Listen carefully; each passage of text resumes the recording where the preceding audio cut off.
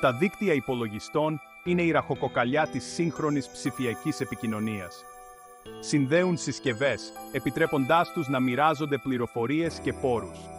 Ένα δίκτυο υπολογιστών αποτελείται από δύο ή περισσότερους υπολογιστές που συνδέονται μεταξύ τους για να επικοινωνούν και να ανταλλάσσουν δεδομένα. Αυτά τα δίκτυα κυμαίνονται από μικρές συνδέσεις μεταξύ δύο υπολογιστών έως τεράστια συστήματα που συνδέουν εκατομμύρια συσκευές παγκοσμίως. Η σημασία των δικτύων υπολογιστών στην καθημερινή μας ζωή δεν μπορεί να υπερεκτιμηθεί. Τροφοδοτούν το διαδίκτυο, διευκολύνουν την επικοινωνία μέσω email και επιτρέπουν τις online τραπεζικές συναλλαγές και τα ψώνια. Τα δίκτυα παίζουν επίσης καθοριστικό ρόλο στις επιχειρηματικές δραστηριότητες, επιτρέποντας στους εργαζομένους να συνεργάζονται, να μοιράζονται αρχεία και να έχουν πρόσβαση σε πόρους της εταιρείας από απόσταση. Στην ουσία, τα δίκτυα υπολογιστών έχουν φέρει επανάσταση στον τρόπο με τον οποίο εργαζόμαστε, επικοινωνούμε και έχουμε πρόσβαση σε πληροφορίες. Στον πυρήνα του, ένα δίκτυο υπολογιστών λειτουργεί με μια απλή αρχή, τη μετάδοση δεδομένων μεταξύ συνδεδεμένων συσκευών. Αυτή η μετάδοση γίνεται μέσω διαφόρων μέσων, όπως χάλκινα καλώδια, οπτικές ίνες ή ασύρματα σήματα. Τα δεδομένα διασπώνται σε μικρότερες μονάδες που ονομάζονται πακέτα, τα οποία αποστέλλονται από τη συσκευή προέλευσης στον προορισμό. Κατά τη διαδρομή, αυτά τα πακέτα μπορεί να περάσουν από πολλές ενδιάμεσες συσκευές προτού φτάσουν στον τελικό τους προορισμό.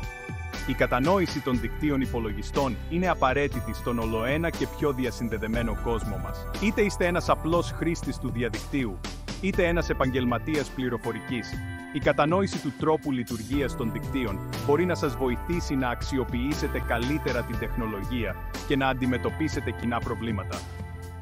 Στις επόμενες ενότητες, θα εμβαθύνουμε στους τύπους δικτύων, τα στοιχεία τους και τις τεχνολογίες που τα κάνουν να λειτουργούν. Τα δίκτυα υπολογιστών διατίθενται σε διάφορα μεγέθη και διαμορφώσεις, το καθένα σχεδιασμένο για να εξυπηρετεί συγκεκριμένες ανάγκες. Οι τρεις κύριοι τύποι δικτύων υπολογιστών είναι τα τοπικά δίκτυα, LAN, τα δίκτυα ευρείας περιοχής, WAN, και τα μητροπολιτικά δίκτυα. Κάθε ένας από αυτούς τους τύπους δικτύου έχει μοναδικά χαρακτηριστικά και εφαρμογές, καθιστώντας τον κατάλληλο για διαφορετικά σενάρια. Τα τοπικά δίκτυα, ή LAN, είναι ο πιο κοινός τύπος δικτύου σε σπίτια και μικρά γραφεία. Ένα LAN συνήθως καλύπτει μια μικρή γεωγραφική περιοχή, όπως ένα μόνο κτίριο ή μια ομάδα κοντινών κτιρίων. Τα LAN χρησιμοποιούνται για τη σύνδεση υπολογιστών και συσκευών εντός μιας περιορισμένης περιοχής, επιτρέποντας γρήγορη μεταφορά δεδομένων και κοινή χρήση πόρων. Για παράδειγμα, ένα οικιακό δίκτυο που συνδέει τον υπολογιστή, το smartphone και την smart TV σας είναι ένα LAN. Σε ένα περιβάλλον γραφείου, ένα LAN μπορεί να συνδέει όλους τους υπολογιστές, εκτυπωτές και διακομιστές εντός του κτηρίου. Τα δίκτυα ευρείας περιοχής, ή WAN, εκτείνονται σε πολύ μεγαλύτερες γεωγραφικές περιοχές, συχνά συνδέοντας LAN σε διαφορετικές τοποθεσίες. Το ίδιο το διαδίκτυο είναι το μεγαλύτερο παράδειγμα WAN. Οι οργανισμοί με πολλά γραφεία σε διαφορετικές πόλεις ή χώρες χρησιμοποιούν συχνά WAN για να συνδέσουν τις διάφορες τοποθεσίες τους. Αυτό επιτρέπει την απρόσκοπτη επικοινωνία και ανταλλαγή δεδομένων σε μεγάλες αποστάσεις. Τα WAN συνήθως βασίζονται σε μισθωμένες τηλεπικοινωνιακές γραμμές ή δορυφορικούς συνδέσμους για τη σύνδεση απομακρυσμένων τοποθεσιών. Τα μητροπολιτικά δίκτυα, ή MAN, εμπίπτουν μεταξύ των LAN και των WAN όσον αφορά το μέγεθος και το εύρος.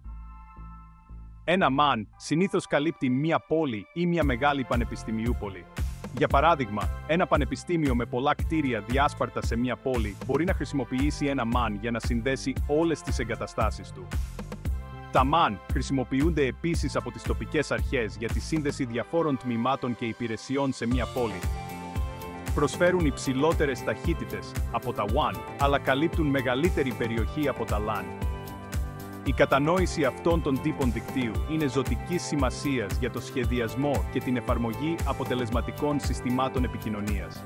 Κάθε τύπος έχει τα πλεονεκτήματα και τους περιορισμούς του, και η επιλογή εξαρτάται από παράγοντες όπως η γεωγραφική εξάπλωση των χρηστών, η ποσότητα των δεδομένων που πρόκειται να μεταφερθούν και η απαιτούμενη ταχύτητα επικοινωνίας.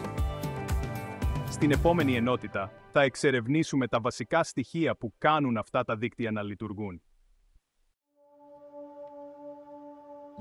Κάθε δίκτυο υπολογιστών, ανεξάρτητα από το μέγεθος ή τον τύπο του, βασίζεται σε διάφορα βασικά στοιχεία για να λειτουργήσει αποτελεσματικά. Αυτά τα στοιχεία συνεργάζονται για να διασφαλίσουν την ομαλή μετάδοση δεδομένων και την επικοινωνία μεταξύ συσκευών. Η κατανόηση αυτών των βασικών στοιχείων δικτύου είναι ζωτικής σημασίας για όποιον θέλει να κατανοήσει τα βασικά της λειτουργίας του δικτύου. Ο δρομολογητής είναι ίσως το πιο κρίσιμο στοιχείο οποιοδήποτε δικτύου. Λειτουργεί ως ελεγκτής κυκλοφορίας, κατευθύνοντας πακέτα δεδομένων μεταξύ διαφορετικών δικτύων. Όταν στέλνετε ένα email ή επισκέπτεστε έναν ιστότοπο, τα δεδομένα ταξιδεύουν μέσω πολλαπλών δρομολογητών προτού φτάσουν στον προορισμό τους. Οι δρομολογητές χρησιμοποιούν πίνακες δρομολόγησης και πρωτόκολλα για να καθορίσουν την καλύτερη διαδρομή για τη μετάβαση των δεδομένων. Είναι απαραίτητα για τη σύνδεση του οικιακού ή του γραφείου σας δικτύου με το ευρύτερο διαδίκτυο. Ένα άλλο ζωτικό στοιχείο είναι ο διακόπτης. Ενώ οι δρομολογητές χειρίζονται την κυκλοφορία μεταξύ δικτύων, οι διακόπτες διαχειρίζονται τη ροή δεδομένων εντός ενός δικτύου. Ένας διακόπτης συνδέει πολλές συσκευές εντός ενός LAN, επιτρέποντάς τους να επικοινωνούν μεταξύ τους. Είναι πιο έξυπνος από τον προκάτοχό του, τον κόμβο, καθώς μπορεί να μάθει ποια συσκευή είναι συνδεδεμένη σε ποια θύρα. Αυτό επιτρέπει στους διακόπτες να στέλνουν δεδομένα μόνο στον παραλήπτη, βελτιώνοντας την απόδοση και την ασφάλεια του δικτύου. Τα σημεία πρόσβασης είναι κρίσιμα στοιχεία στα ασύρματα δίκτυα. Λειτουργούν ως κεντρικός πομπός και δέκτης ασύρματων ραδιοσημάτων, επιτρέποντας τις συσκευές να συνδέονται σε ένα δίκτυο χωρίς φυσικά καλώδια. Σε ένα σπίτι ή σε ένα μικρό γραφείο, ο ασύρματος δρομολογητής συχνά περιλαμβάνει ενσωματωμένο σημείο πρόσβασης.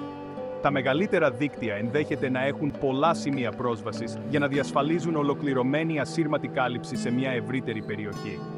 Οι κάρτες δικτύου, ή NIC, είναι στοιχεία που επιτρέπουν στις συσκευές να συνδέονται σε ένα δίκτυο. Κάθε συσκευή που συνδέεται σε δίκτυο, είτε μέσω καλωδίου Ethernet, είτε μέσω Wi-Fi, διαθέτει NIC. Η NIC παρέχει τη φυσική διεπαφή για συνδέσεις δικτύου και χειρίζεται τις λεπτομέρειες χαμηλού επίπεδου αποστολής και λήψης πακέτων δεδομένων. Οι σύγχρονες συσκευές συχνά διαθέτουν ενσωματωμένες NIC, αλλά μπορούν επίσης να προσθεθούν ως κάρτες επέκτασης σε φωτογραφιστές. Δύο από τις πιο διαδεδομένες τεχνολογίες δικτύου που χρησιμοποιούνται σήμερα είναι το Ethernet και το Wi-Fi. Αυτές οι τεχνολογίες αποτελούν τη βάση των περισσότερων τοπικών δικτύων, τόσο σε σπίτια όσο και σε γραφεία. Η κατανόηση του τρόπου λειτουργίας τους είναι απαραίτητη για όποιον θέλει να κατανοήσει τα βασικά της δικτυακής επικοινωνίας. Το Ethernet είναι μια ενσύρματη τεχνολογία δικτύωσης που αποτελεί το πρότυπο για τα LAN από τη δεκαετία του 1980. Χρησιμοποιεί ειδικά καλώδια, συνήθως Cat5e ή Cat6 για να συνδέσει σε διακόπτες και δρομολογητές. Το Ethernet είναι γνωστό για την αξιοπιστία και τις υψηλές ταχύτητές του, με τις σύγχρονες εκδόσεις να μπορούν να μεταδίδουν δεδομένα με ρυθμούς έως και 100 Gigabit ανά δευτερόλεπτο. Η φυσική σύνδεση που παρέχεται από τα καλώδια Ethernet διασφαλίζει μια σταθερή και συνεπή σύνδεση, καθιστώντας την ιδανική για συσκευές που απαιτούν συνεχή πρόσβαση στο διαδίκτυο υψηλής ταχύτητας, όπως επιτραπέζοι υπολογιστές και κονσόλες παιχνιδιών. Ένα από τα βασικά πλεονεκτήματα του Ethernet είναι η χαμηλή καθυστέρηση. Αυτό σημαίνει ότι υπάρχει ελάχιστη καθυστέρηση μεταξύ της αποστολής και της λήψης δεδομένων, κάτι που είναι ζωτικής σημασίας για εφαρμογές όπως τα διαδικτυακά παιχνίδια ή οι βιντεοδιασκέψεις.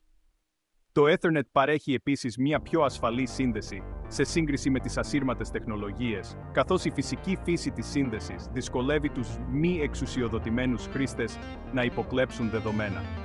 Το Wi-Fi, από την άλλη πλευρά, είναι μια ασύρματη τεχνολογία δικτύωσης που έχει φέρει επανάσταση στον τρόπο με τον οποίο συνδεόμαστε στο διαδίκτυο. Χρησιμοποιεί ραδιοκύματα για τη μετάδοση δεδομένων μεταξύ συσκευών και σημείων πρόσβασης.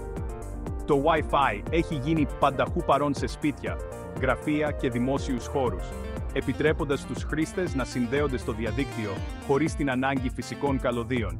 Η ευκολία του Wi-Fi το έχει καταστήσει την προτιμόμενη επιλογή για φορητές συσκευές όπως smartphones και φορητούς υπολογιστές. Η τεχνολογία Wi-Fi έχει εξελιχθεί σημαντικά από την εισαγωγή της.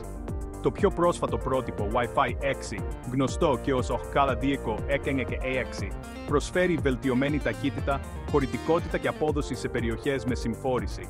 Ενώ το Wi-Fi γενικά δεν ταιριάζει με την ταχύτητα και την αξιοπιστία του Ethernet, προσφέρει απαράμιλη ευελιξία και φορητότητα. Οι χρήστες μπορούν να κινούνται ελεύθερα εντός της εμβέλειας ενός σημείου πρόσβασης, χωρίς να χάνουν τη σύνδεσή τους, καθιστώντας το ιδανικό για περιβάλλοντα όπου η κινητικότητα είναι σημαντική.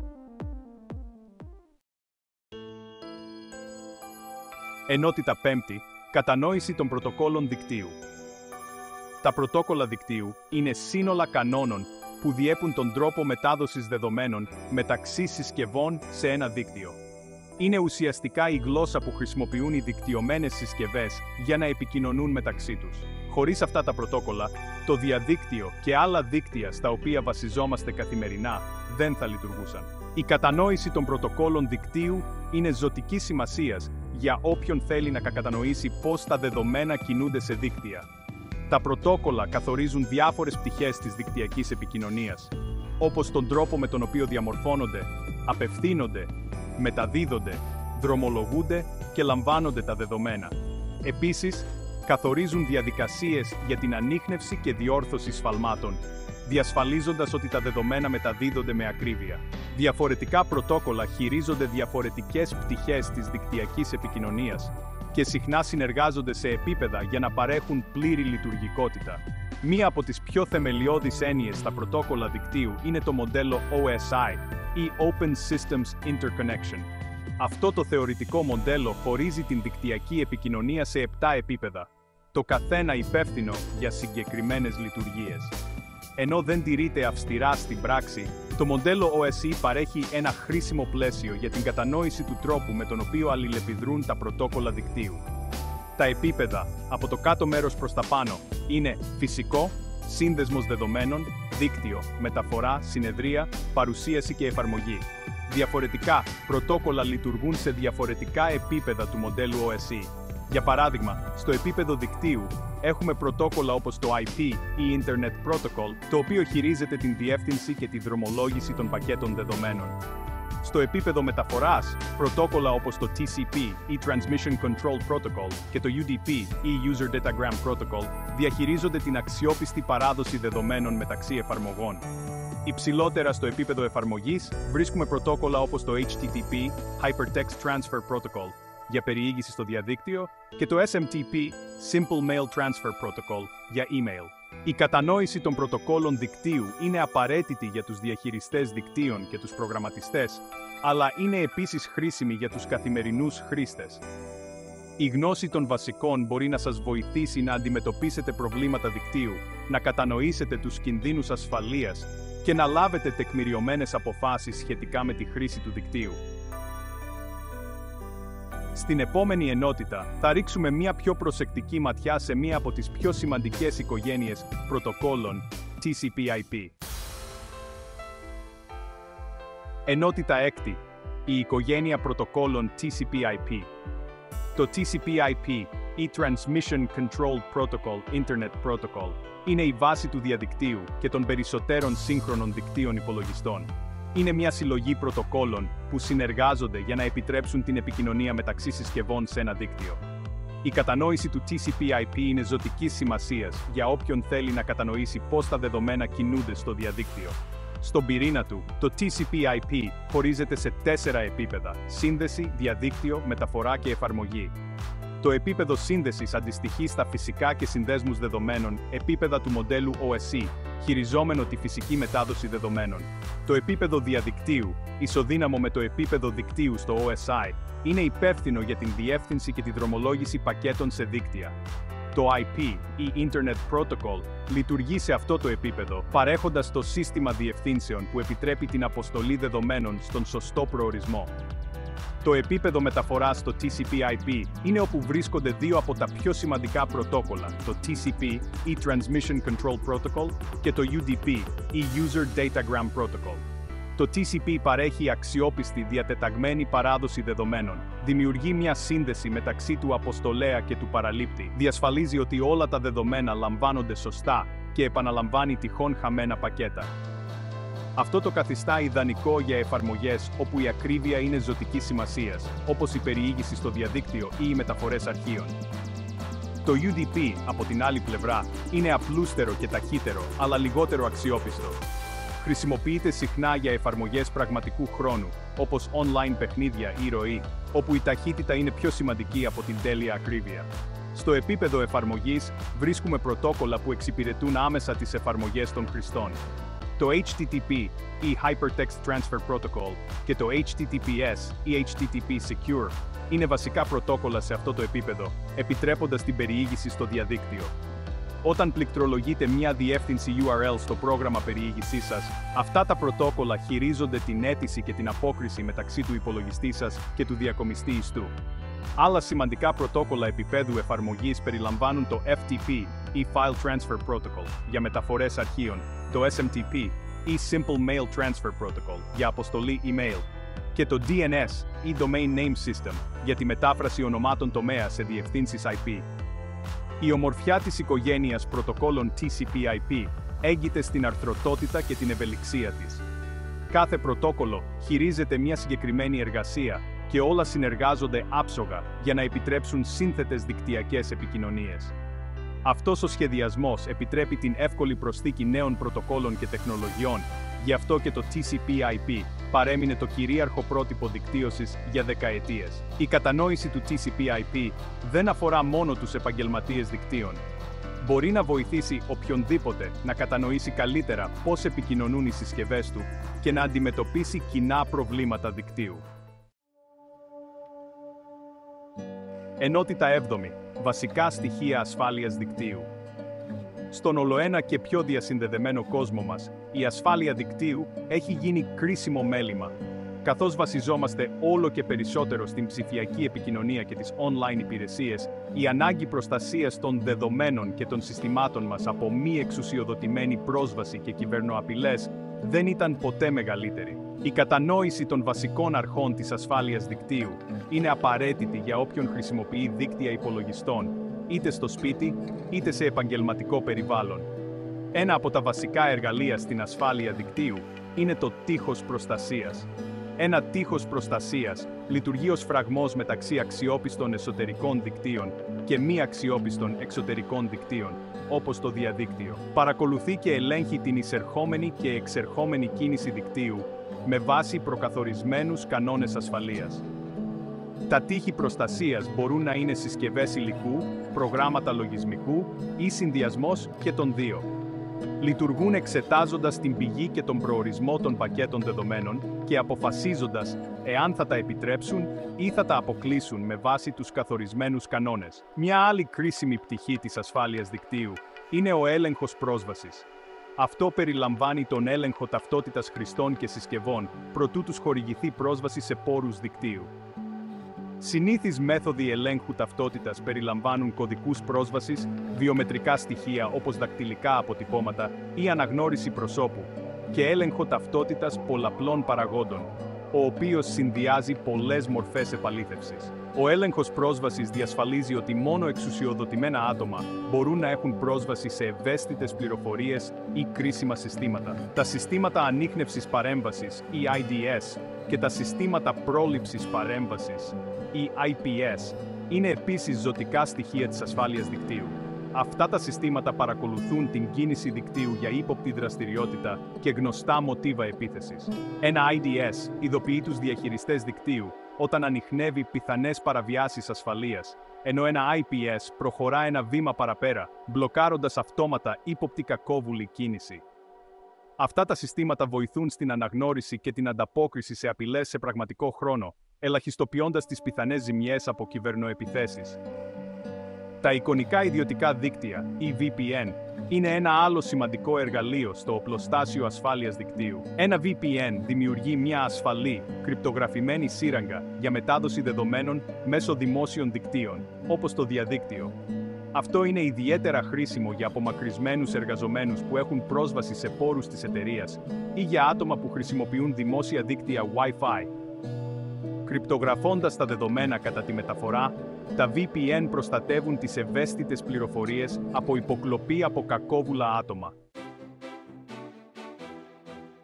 Ενότητα 8. Κρυπτογράφηση και προστασία δεδομένων.